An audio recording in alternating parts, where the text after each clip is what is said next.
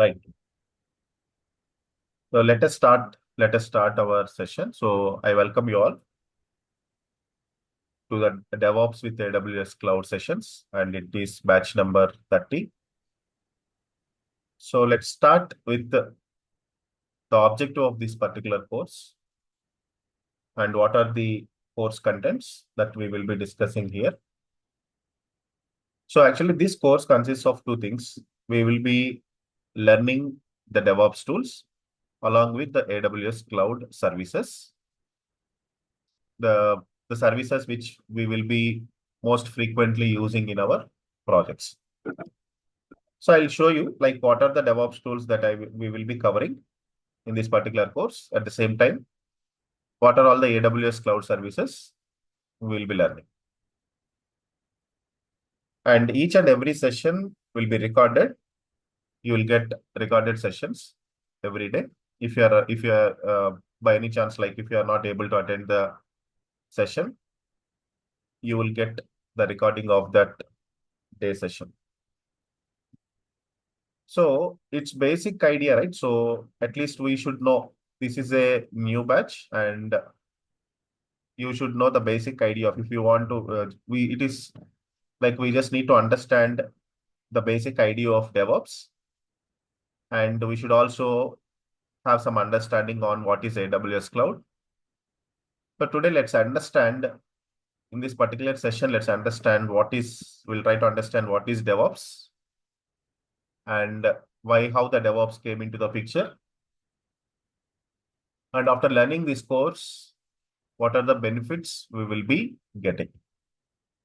At the same time, we will also understand the introduction part of AWS Cloud. What are all the AWS services that we will be covering in this particular course? So there is no prerequisites like if anyone wants to learn this particular course, anyone, even a fresher without an IT background can learn this particular course because no prerequisites are required. And we don't need any programming languages. At least it is not mandatory that we should learn any of the programming languages, but it's better to have a scripting language. And we will be covering that scripting language also. So I'll be teaching you the scripting language called Shell. We'll be learning Shell scripting also. Why? Because for the DevOps engineers, any one scripting language is mandatory for writing the scripts and all. So anyhow, we will be learning about Shell scripting,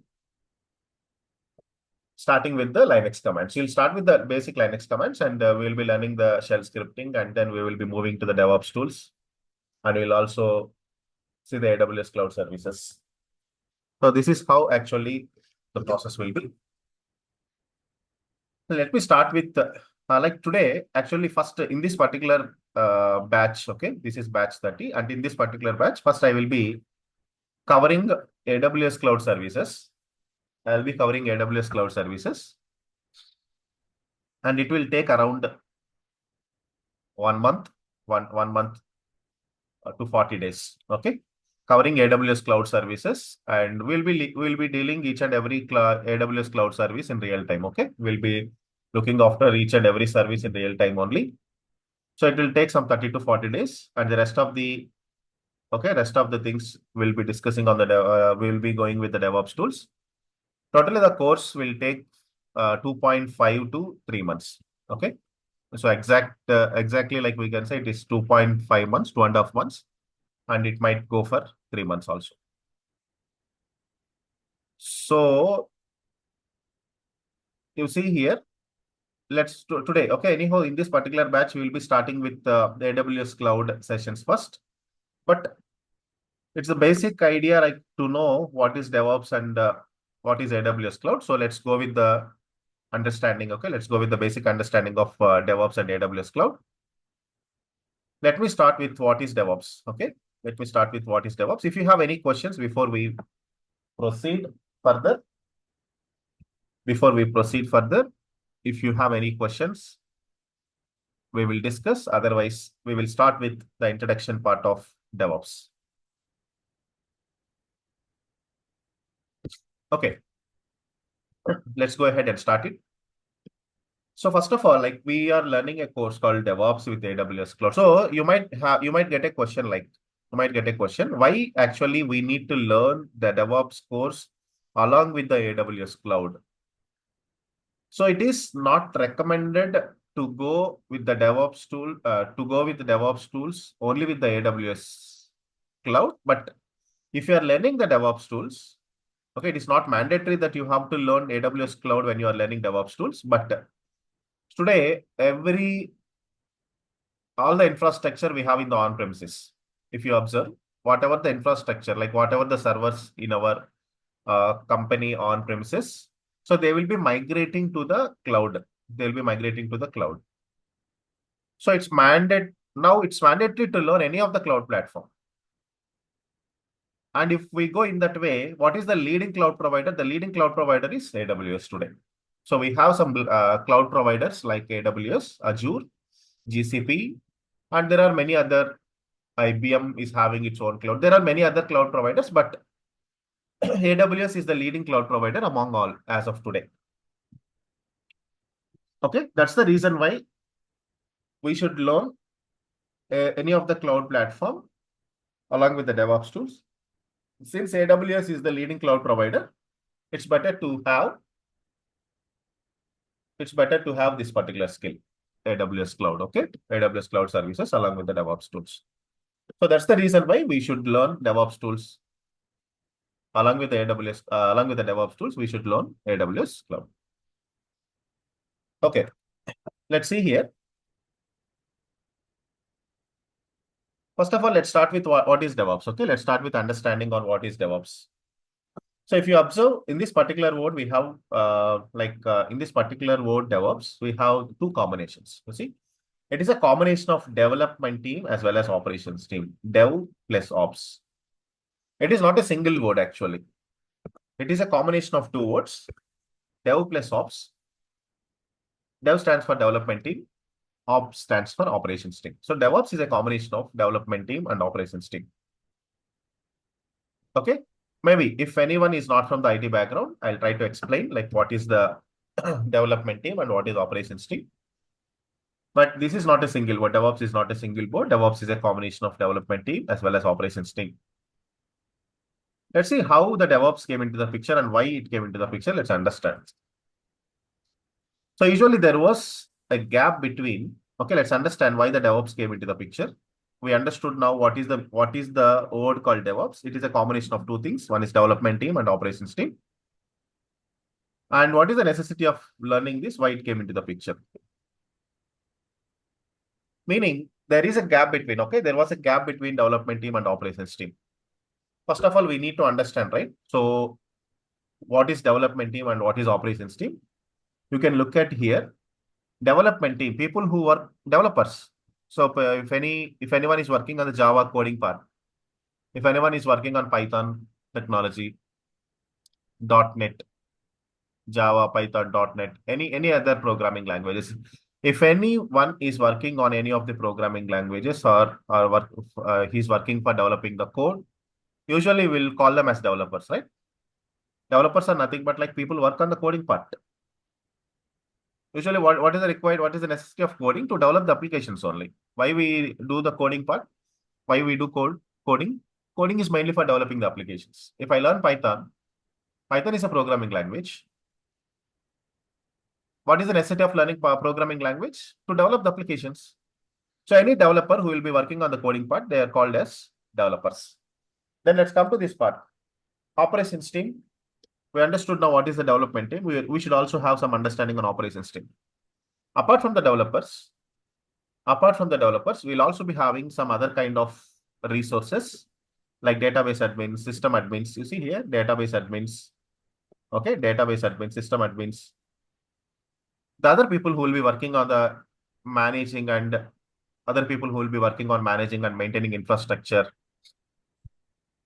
All the other resources are called as operations team. Let's consider.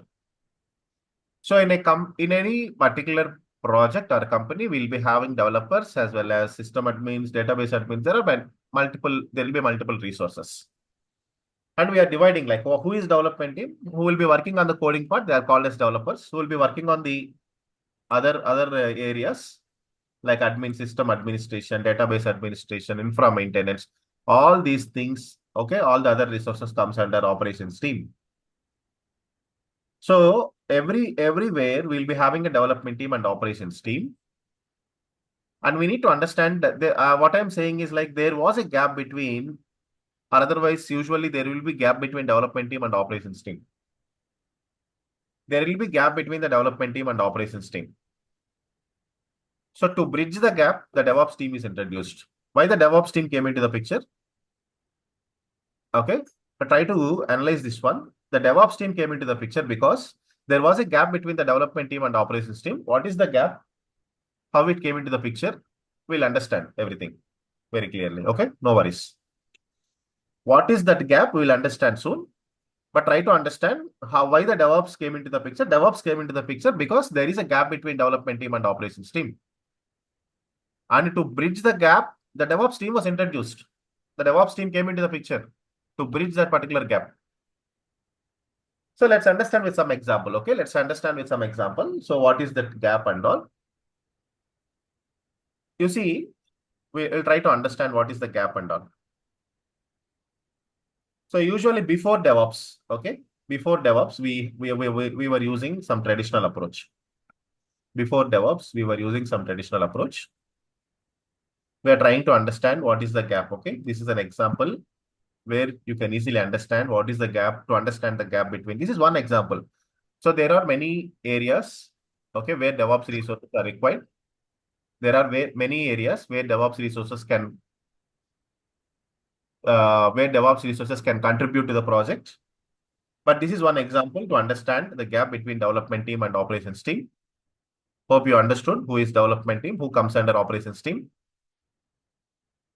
Traditional approach. Okay, before DevOps, I'm talking about traditional approach. Before DevOps, how actually the things were going.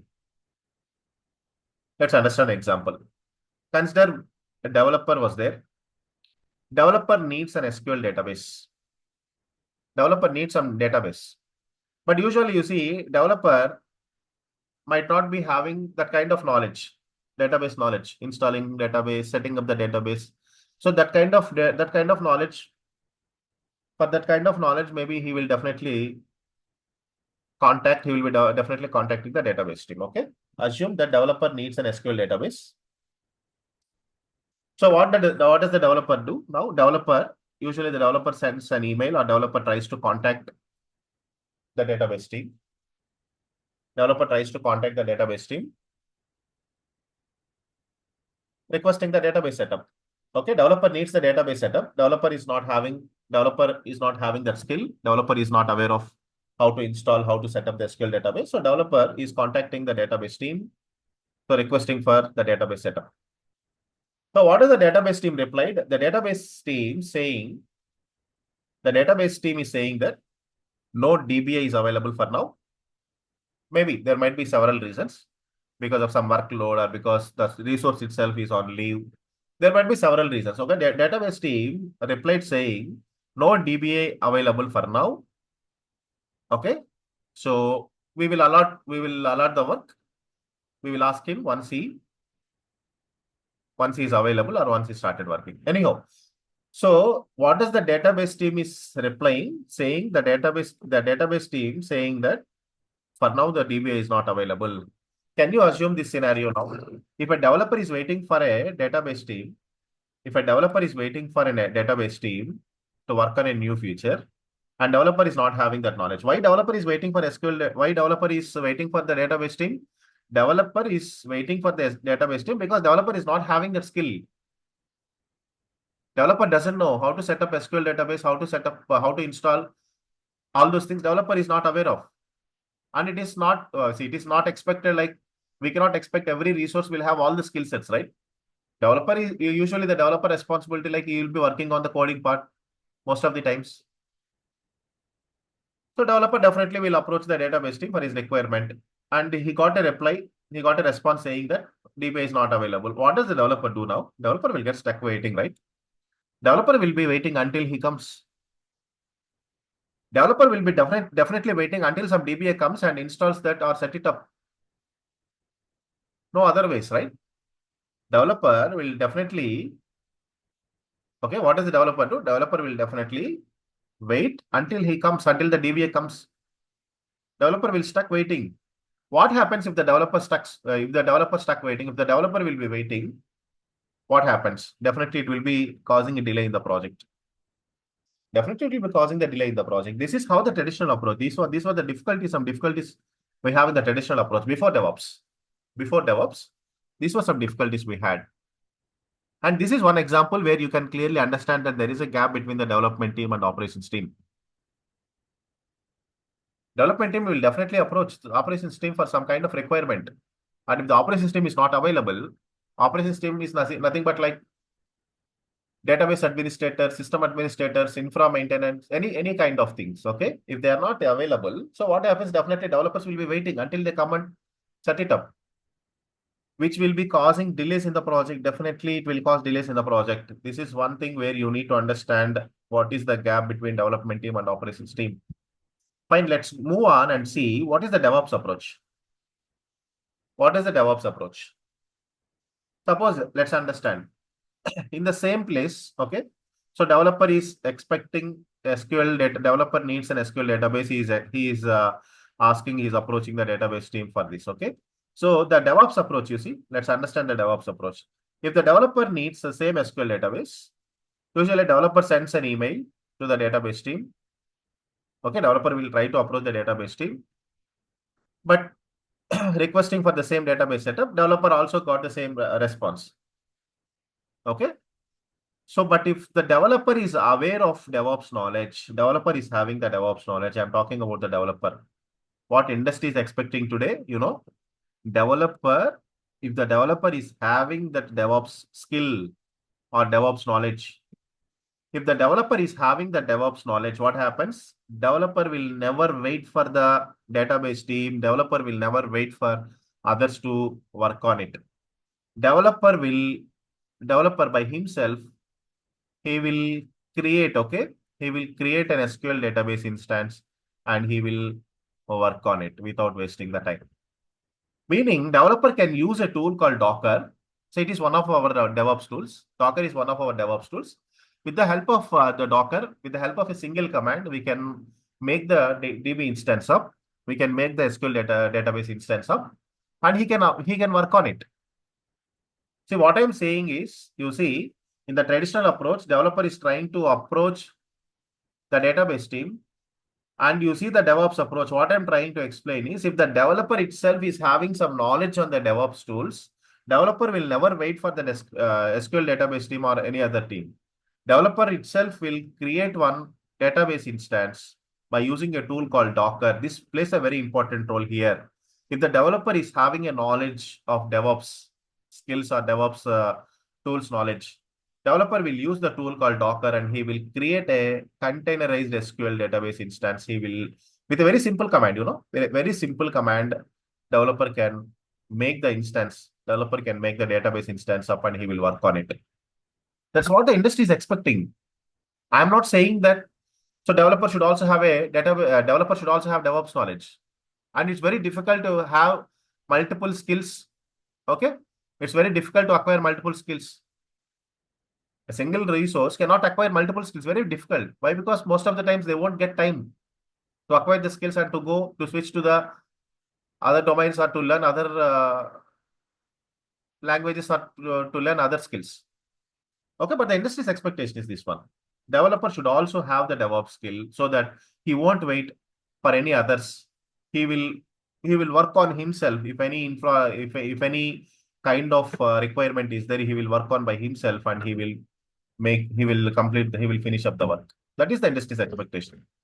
But that is not at all possible. How a single developer, you see, what I'm trying to say is how a single developer can acquire all the DevOps knowledge. Okay, everything, it is not at all possible. So that's the reason why DevOps resources are required. Industry is expecting that the developer should also have the knowledge of DevOps, but it is not at all possible. It is not at all it is not at all possible. They also came to know, they also understood later, like it is not at all possible for the developers to learn all the skills, all the DevOps skills. So that's where the DevOps resources came into the picture. That's where the DevOps resources came into the picture, and they will be having all the skills, okay, all the skills. So there are some set of tools. There are some set of tools like they should be having some skill set of Linux. They should aware of some Linux commands, at least some basic Linux commands, and they should aware of the tools like Git, GitHub, Maven, or some other build tools. Maven, similar kind of Maven build tools. Okay, Jenkins, which are as a CI/CD tool. They should have some knowledge on Jenkins, Docker, Kubernetes, Terraform. It is very difficult to acquire all these skills by a developer, right? So that's why we are not expecting now. So again, it is a vast kind of thing. Okay, DevOps skill. DevOps is having some set of tools. Okay, people who will be working on the other domains, they can't acquire and they can't get the knowledge on this one. It's very difficult to have. So that's where the DevOps came into the picture. That's where the DevOps came into the picture. Okay, try to understand. So that's where the DevOps resources came into the picture. And once we use the DevOps methodology, the main advantage is we can deliver the projects very faster. If we start using the DevOps methodology, earlier some 10 years back, like we were not using the DevOps methodology. We were using some traditional approach called waterfall model. Okay, today we are using agile model with DevOps model, agile methodology with DevOps model. Today we are using a combination of both agile plus DevOps. Okay. What about the earlier? What about earlier? Like earlier, some 10 years ago, we were not using we don't have this, we are not implementing this DevOps methodology. We used to have like waterfall model. There are many drawbacks in the waterfall model. Try to understand why we need DevOps. DevOps is required. DevOps implementation is required because to deliver the projects faster. If we want to deliver the projects faster, definitely we should have the implementation of DevOps methodology. You know what SDLC we are using today? Okay, why we need DevOps? To deliver the projects faster. And DevOps helps speed up the development and deployment process. So we are using some set of DevOps tools, right? So with the help of those tools, we can speed up the development and deployment process. We can speed up the process. We can deliver the projects faster. If someone asks you like, what is the advantage of implementing DevOps in any of the project? To deliver the projects faster, where it can reduce the lots of cost. So if you do any particular project for 1 year, you can assume the cost. And if you are able to do it in 6 months, what will be the cost of that project? It's all in the game of reducing the cost. Earlier we used to do, for example, if at the time we were using waterfall model, we used to do the projects in 1 year. To take any simple project, which can be completed in 1 year, the same project we can able to do it in 3 to 4 months today with the implementation of DevOps tools along with the agile methodology. Hope you are getting it. The same project which we were doing earlier by using waterfall model, which can be completed in 1 year of time, the same thing can be completed today in some 3 to 4 months. Yes. Now you can understand the exact meaning of DevOps. It is mainly to deliver the projects faster. We can speed up the development process and deployment process.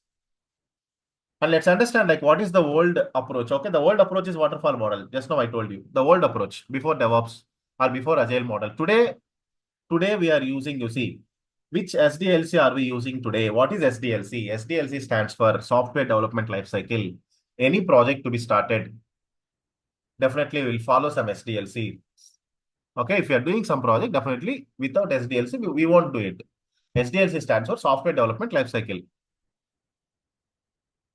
And today, most of the organizations, I'm talking about today.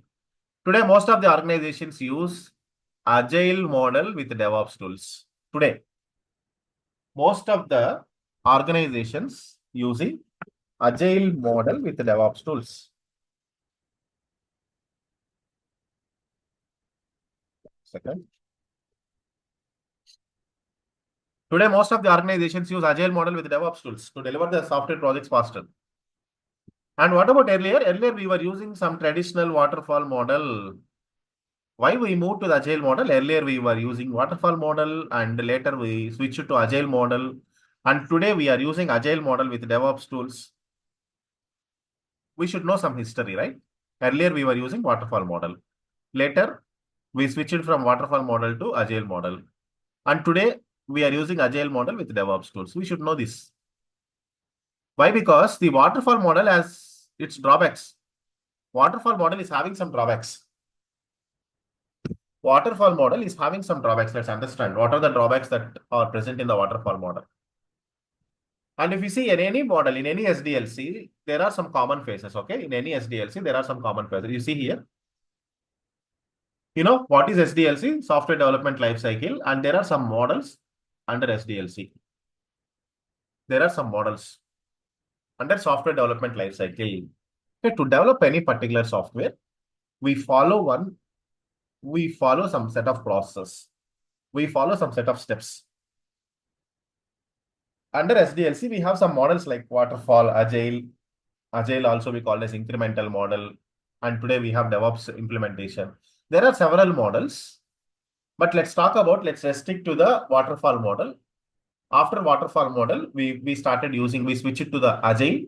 After agile model, we switch it to, we started using agile model with a combination of, okay, today, I'm talking about today. Today, we have the combination of agile model with DevOps methodology. This is how we are. This is what we are using today. Okay, let's understand about the waterfall model. In any model, usually we'll be having some set of steps. Like the very first step is we'll collect the requirements. You know what is requirements collection? Gathering all the requirements for the project. Gathering all the requirements for a project. So, for example, you see there is a requirement. Okay, we have ICICI Bank or HDFC Bank. They need some they need some net banking application. So definitely they will approach some IT company. They will approach some IT company. So when the ICICI Bank is required, okay, the ICICI Bank requirement is the net banking application, they will definitely approach the IT company. So when the ICICI Bank approaches the IT company, what is the first discussion goes? Okay, once they'll go for the agreement. Okay, once the agreement is everything is done, and if they started working, the very first step is they will start collecting the requirements. The very first thing is like they will start working on the requirements. What do you mean by the requirements collection? Like what kind of, see how actually you need an application. For example, okay, if ICICI Bank is required for ICICI Bank required for a net banking application, so usually they will come up and show some template or okay, some prototype, some sample model. Like this is a net banking application of HDFC. So we also need in the same way, but with little modifications, or otherwise we don't need this approach. We need exactly different. So we need the interface, everything in a little different way, little easy way. So all these requirements will be collected. Okay, they'll tell like what are the requirements they need. What are the requirements they need? So that is called requirement collection. ICICI Bank will give its requirements to ICICI Bank will give its requirements. We need account section, we need deposit section, we need payment section, we need credit card section. Like that, they will provide all the requirements. They'll provide all the requirements to the IT company. That is called requirements collection. So IT company will collect all the requirements. That is called requirements gathering. The very first step is requirements gathering, where IT company will collect all the requirements from the client. Who is client here? ICICI Bank or whoever it is, HDFC, who needs a net banking application or who needs the software, they'll be called as clients. The very first thing is like requirements gathering. Once the requirements gathering is done, you see the steps that we had here. And they'll go for the analysis. Once the requirements are collected, they'll go for analysis, like analyzing the requirements. To create a detailed specification, they'll go for analysis. Once the requirements are collected, they'll analyze like how to do this, how they'll come up with a detailed plan. They'll come up with a detailed plan. Once that is done, they'll go for design phase. What is design phase? They will decide the technology component. meaning whether they have to use Java, okay, whether they have to use .NET or whether they have to use Python. So what is the programming language that they are going to use? What is the front end, back end, all those things? What kind of databases we use? What is the front end? What is the back end? Everything will come in the design phase. They will decide each and every technology component in the design phase. So first they will collect the requirements and they will analyze the requirements, which components, okay, what they will analyze the requirements. They'll make a detailed plan and they'll come for the design phase, meaning they will decide what is the front end, what is the back end they are going to use, everything, all the technology components will be decided. And then they'll go for coding part. You know what is coding part? Developers will involve and they will write the code, actual code based on the design. And once the coding is done, coding will be given to the testing team. So they'll test the software to find out any issues are there, any bugs are there. These are the steps that usually we follow in any of the models: requirements collection, analysis, design, coding part, testing part. Once everything is done, we will be delivering it to the, we'll be moving it to the production. Okay. We'll be pushing that code into the production. Everything is fine. So this is how the waterfall model, not only waterfall model, most of the models under SDLC will have the same structure. But I'm talking about waterfall model now. Waterfall model will have some phases. In each phase, you see here, each phase of the software development lifecycle is completed sequentially. What do you mean by sequentially? This is the drawback of the waterfall model. Each phase of the software development lifecycle is completed sequentially. What do you mean by sequentially? Once the requirements collection, assume that if the requirements collection is taking some 6 months of time, they won't go for the remaining phases until the requirements collection is done. Okay, if the requirements collection is taking 6 months of time, after 6 months only they will start analysis.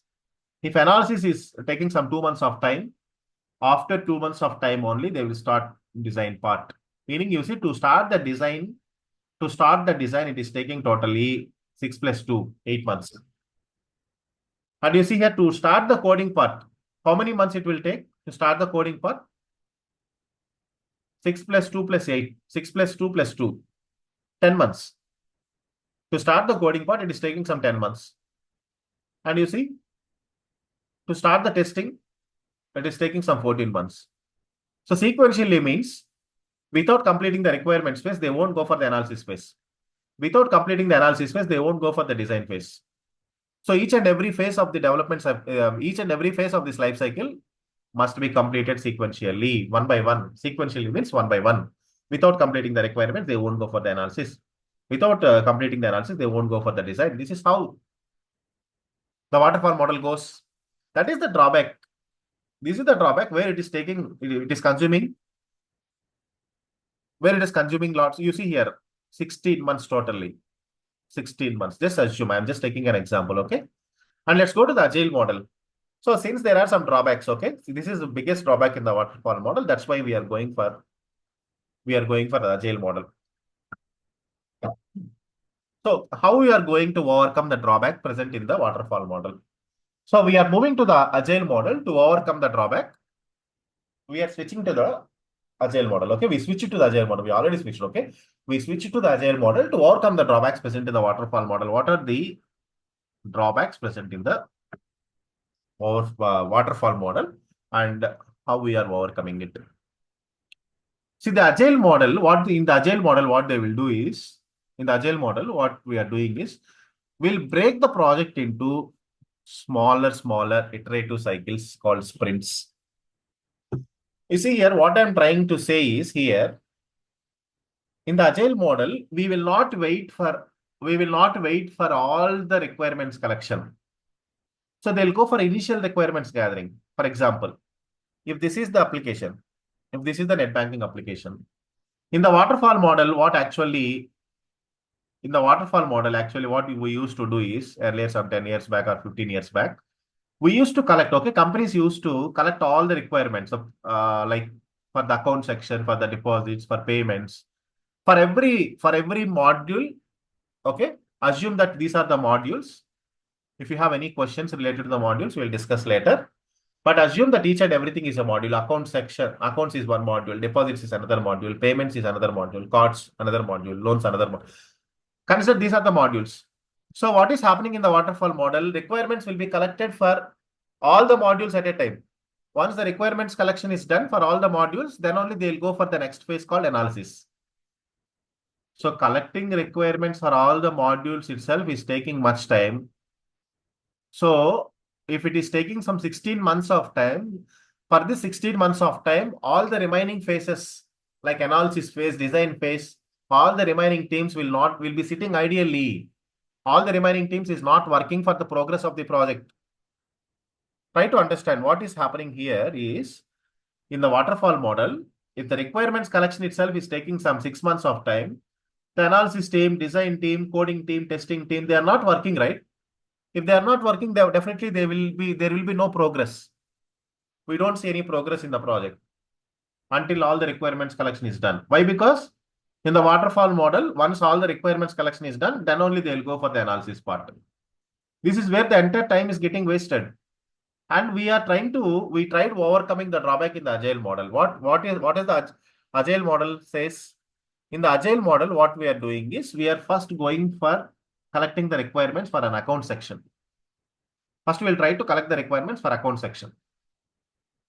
Once the requirements for the account section is collected, they'll go for the next remaining phases.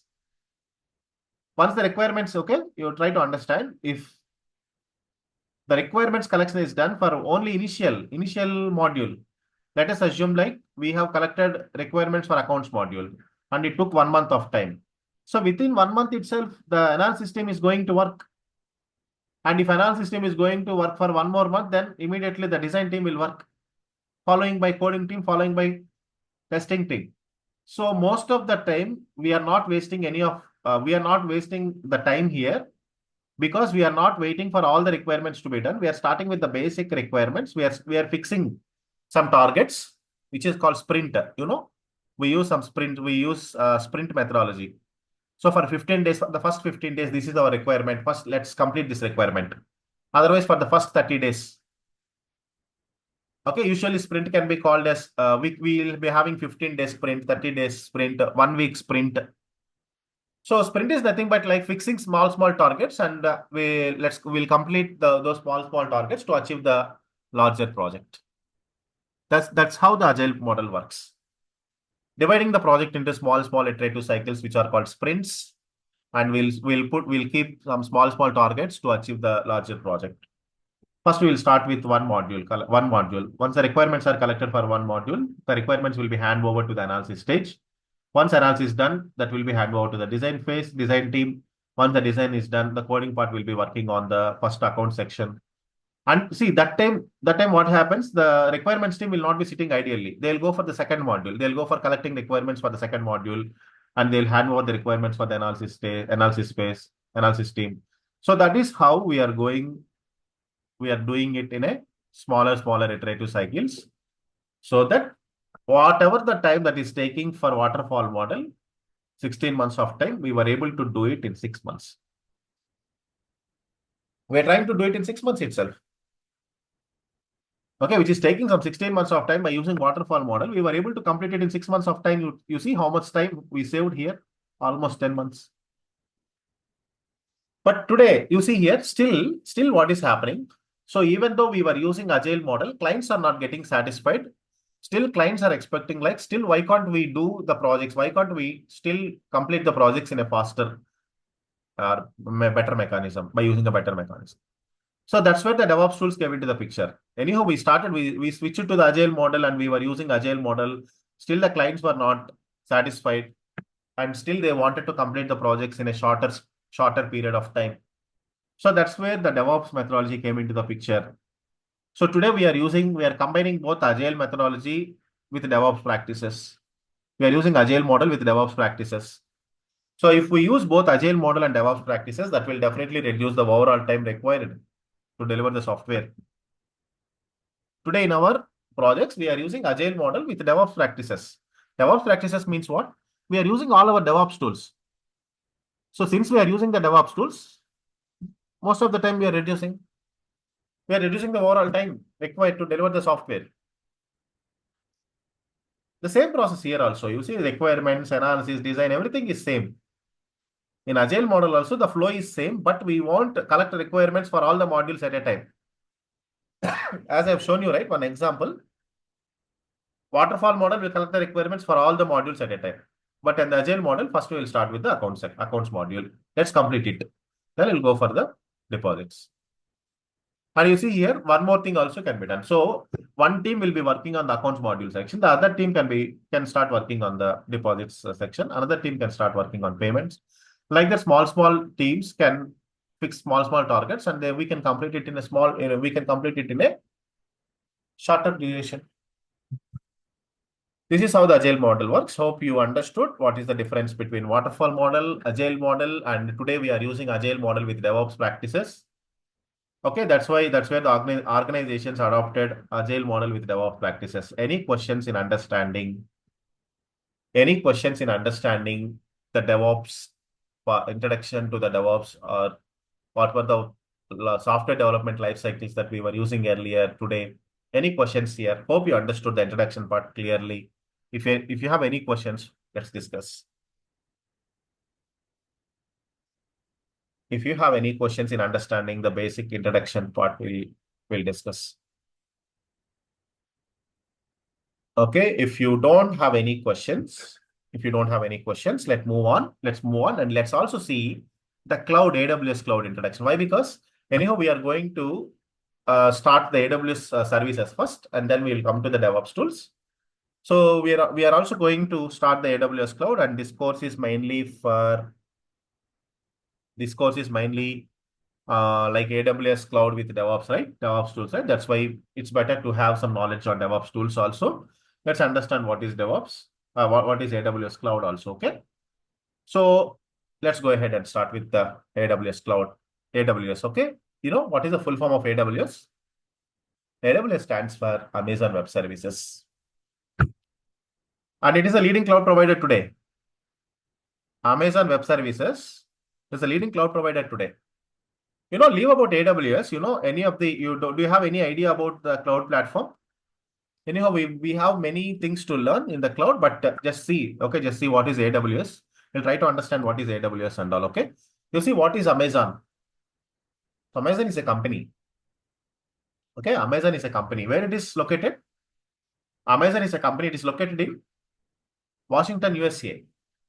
So it is a multi-billion-dollar company. Amazon is a company. It is located in Washington, USA.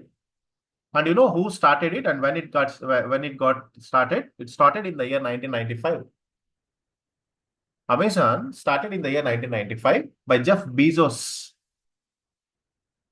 So Amazon company got started in the year 1995 by Jeff Bezos. Initially he started this company as an online bookstore.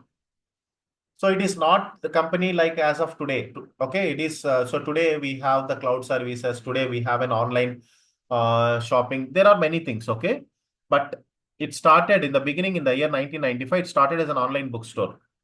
What is later? Okay, later they started selling DVDs, CDs. They got into the electronics. So they were into the electronics. After the online bookstore, they started selling DVDs, okay, CDs, all those things. Electronics, okay? They got into the electronics.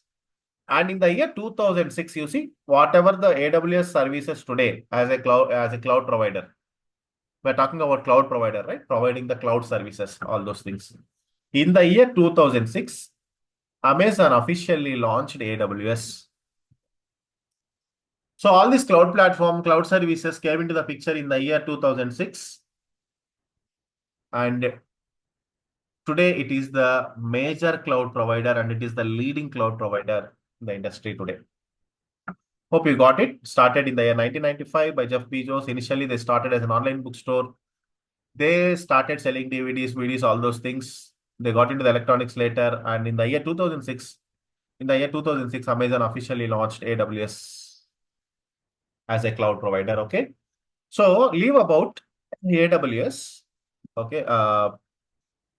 Any cloud provider. Okay. Any cloud provider will have all these things: availability, scalability, and pay as you go model. Any cloud provider.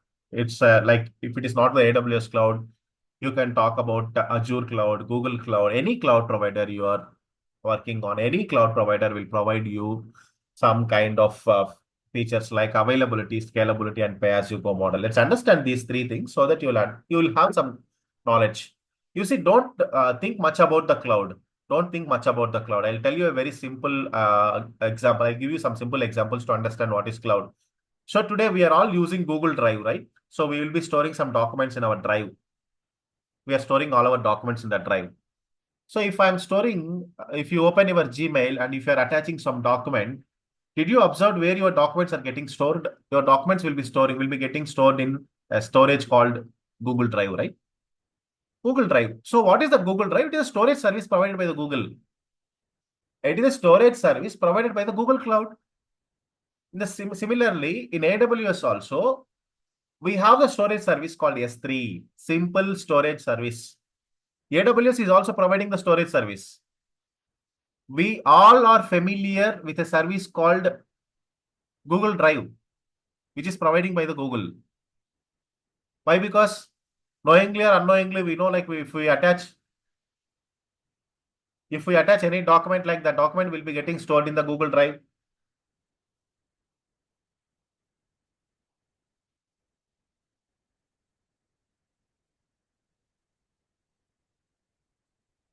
Which is called storage service. One second. Which is called a storage service. Okay. Similarly, like Google Cloud, AWS is also providing some storage, which is called S3. S3 stands for Simple Storage Service. Here also we can store an unlimited amount of data. Unlimited data we can store. So just an example I gave you to understand what is cloud. Cloud is providing you the service. See, you can store your documents in your local machine also. You can store your documents or whatever the data you have, you can store it in your local environment or local machine also.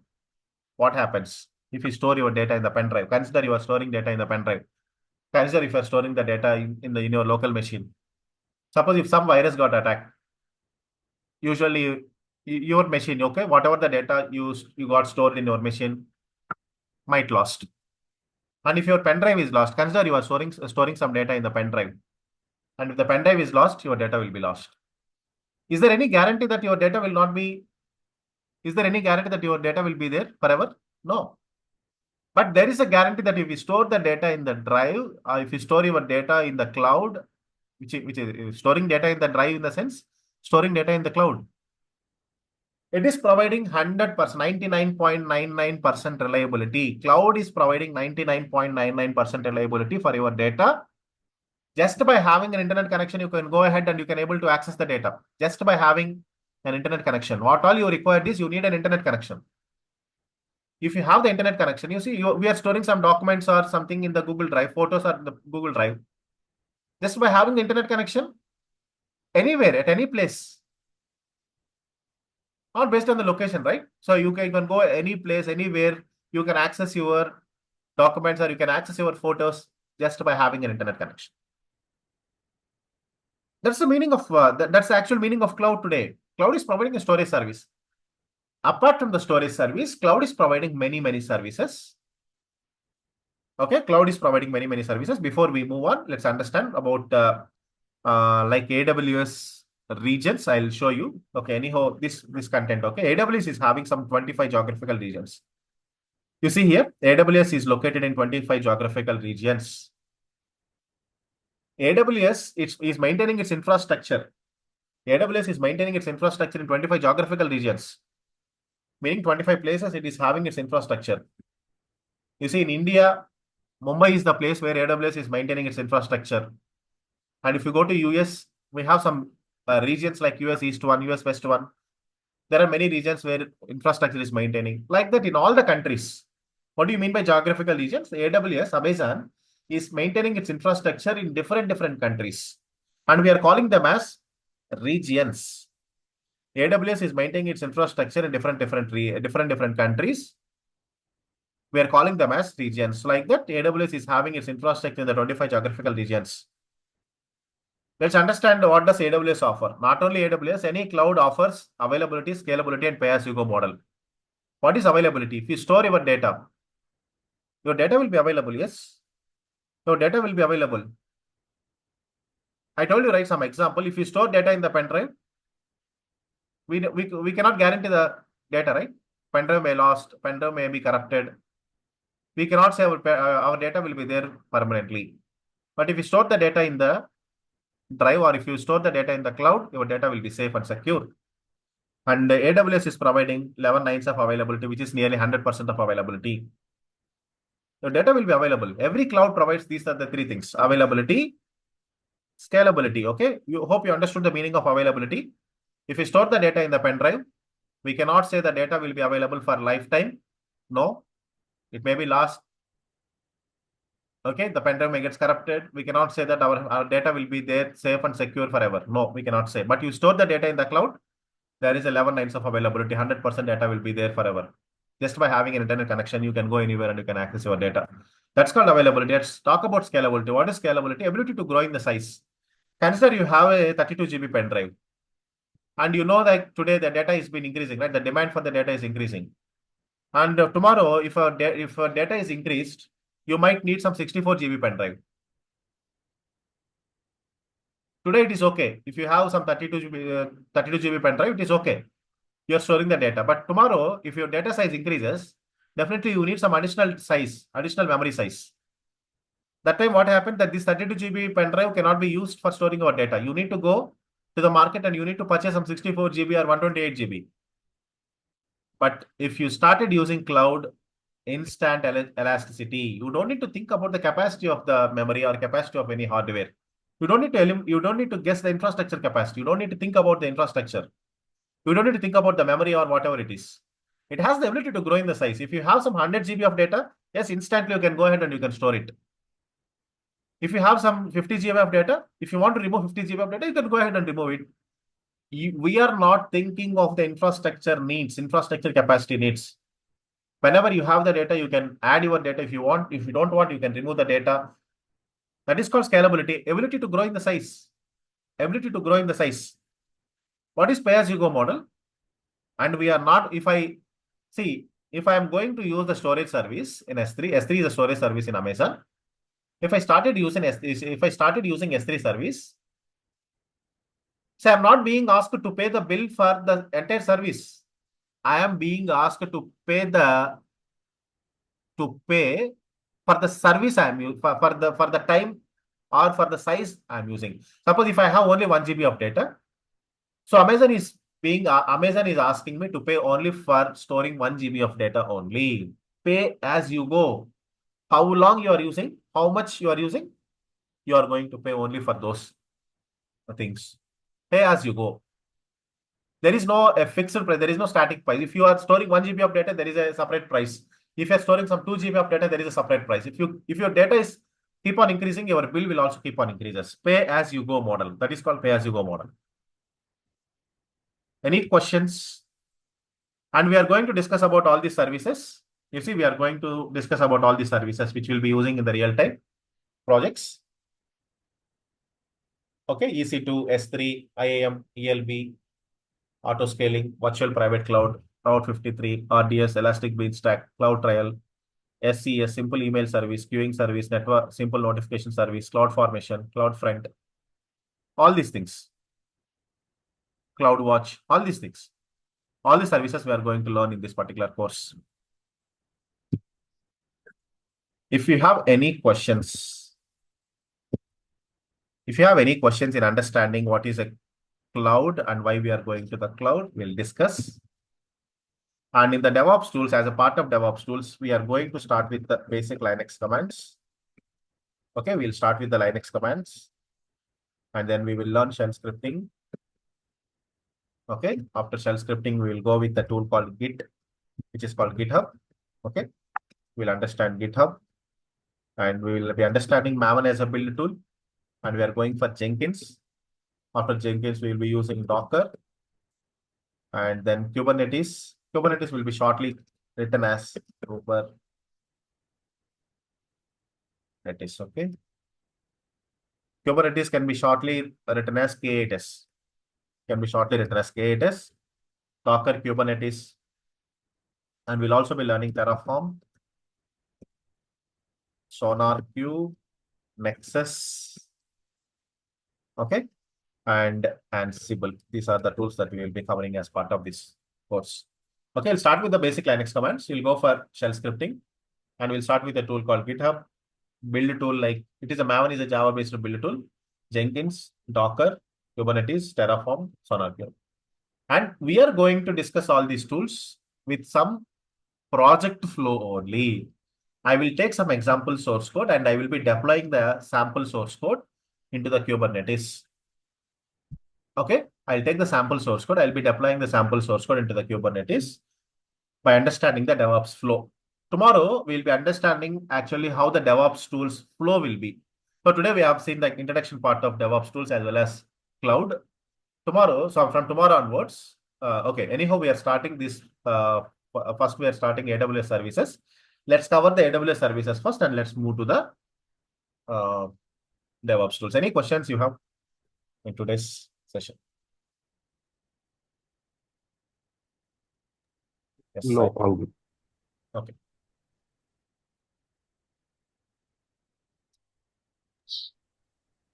Hello. Yes, please. Yeah, actually the session is clear, but I have a doubt like in the market, like how many years of experience are they expecting to get into this? Are there any openings for the freshers as well? Sorry, if you want to switch, sorry, if you are already working on some domain and if you want to switch to the DevOps. Yeah. Okay, minimum like after learning this course, like you can try with some 3 to 4 years of experience. Suppose if you already had some 10 years of Okay. don't try to keep all the 10 years. Okay, anyhow, just keep your previous experience and just keep only 3 to 4 years of your previous experience worked as DevOps engineer, DevOps tools and AWS cloud, something like that. Okay. You can start working on it. You can switch to the technology. Okay. Like we can manage a 3 to 4 years of Yes, experience definitely. learning this. Okay. Definitely. Yeah. Why? Because we'll be learning each and everything, how actually the things will be going in the real time only. Okay. Okay. Yes. Any other questions?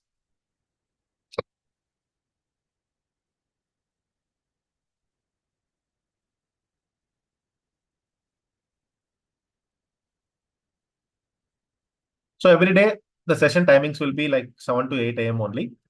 If you have any timing constraints, please let me know. I think this time will be convenient for everyone, and it's the better time to complete our to acquire the skills. Okay, with a fresh mode, we can acquire more. Any questions on today's session? Otherwise, we will continue tomorrow. Please attend tomorrow's session also. Okay, you are allowed to attend some 2 to 3 demos, and then you can decide for this particular course. Okay.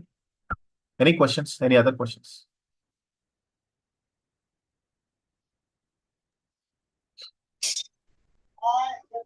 Yes, please. No questions? Okay, then. If no questions, thank you all for joining. Have a good day. Let's meet tomorrow for the next session. Okay, Yeah. you join, Thank use you. the same link tomorrow also, same timings, same link. Okay, and we'll start with AWS services. We'll start with AWS, some more details about AWS, and we'll start with AWS services one by one. Thank you all. Thank you all for joining. Thank you. Thank you.